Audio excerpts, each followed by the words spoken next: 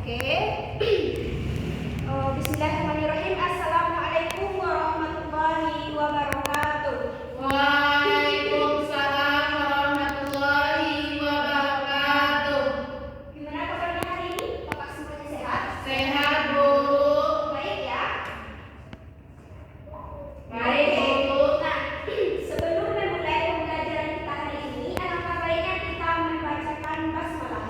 Bismillahirrahmanirrahim. Bismillahirrahmanirrahim.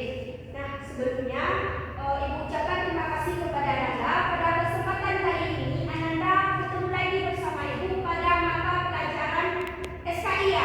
Ya, Bu. Nah, ini kelas 10B. Ya, Bu. Oke. Nah, sebelumnya kelas 10B ada yang tidak hadir? Hadir semuanya, Bu. Semuanya, Masya Allah. Nah, oke, sebelum memasuki materi kita hari ini, Ibu akan memberikan kontrak belajar. Sepakat dengan adanya kontrak belajar?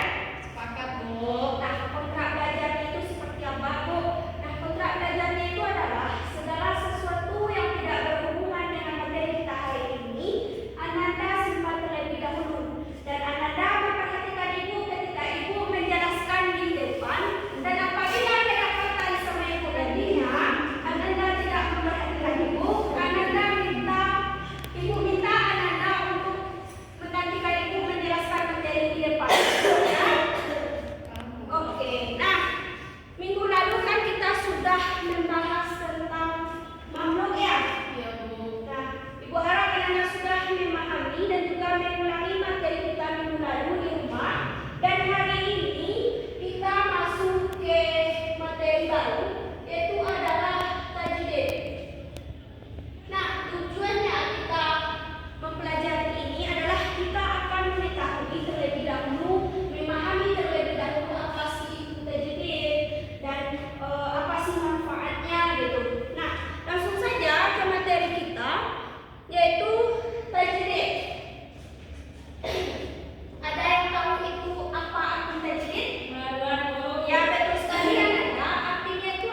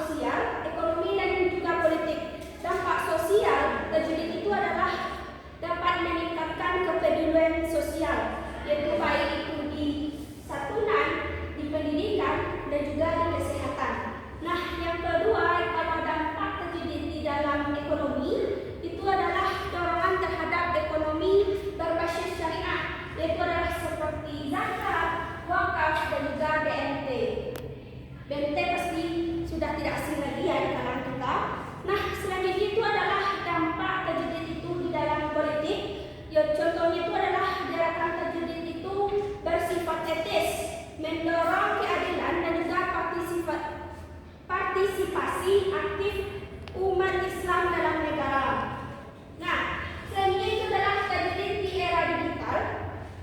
Itu seperti pemanfaatan media digital untuk dakwah dan juga pendidikan. Misalnya itu adalah kalau untuk dakwah itu bisa men-share video kita sedang berdakwah mungkin, ceramah mungkin di YouTube. Itu adalah salah satu tajdid ataupun pemanfaatan media digital dalam melaksanakan tajdid di era digital.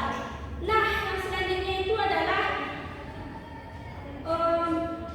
ada juga memanfaatkan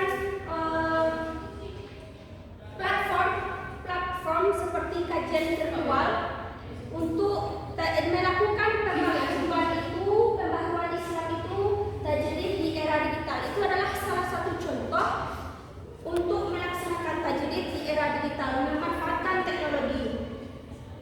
Nah, di sini apakah semuanya paham? Paham ya? Nah, di sini Ibu harap Anda sudah memahami materi kita hari ini itu adalah tentang tajdid, dan Ibu akan membagi Anda itu ke dalam beberapa kelompok, 2 kelompok saja. Yang pertama itu Anda akan mencari lebih mendalami lagi faktor internal dari tajdid, dan yang kelompok kedua lebih mendalami lagi, cari contohnya lagi faktor eksternal dari tajdid. Bisa? Oke. Nah,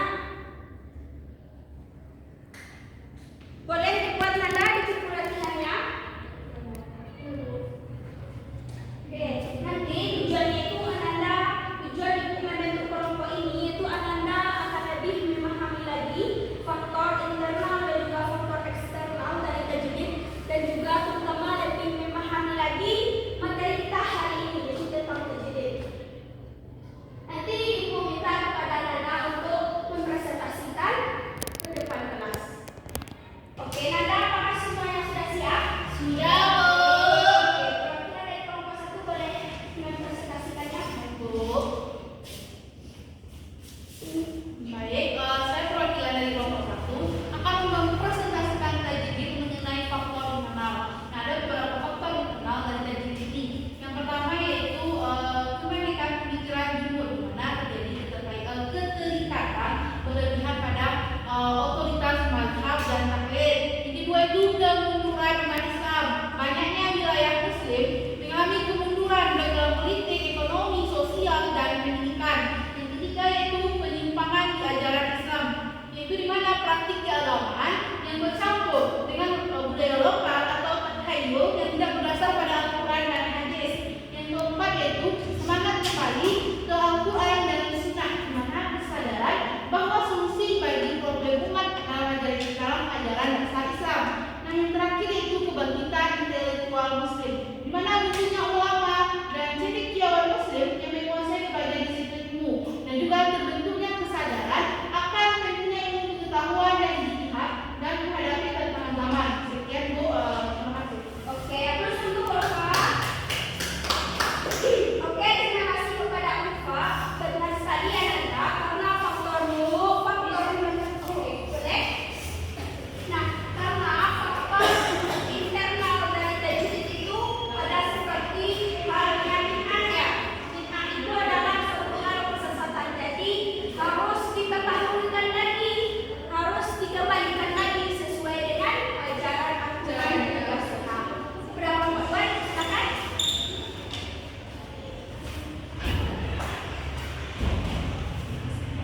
Baik, terima kasih Bu. Kami dari kelompok 2 ingin menjelaskan yaitu mengenai faktor eksternal dari gerakan tajdid.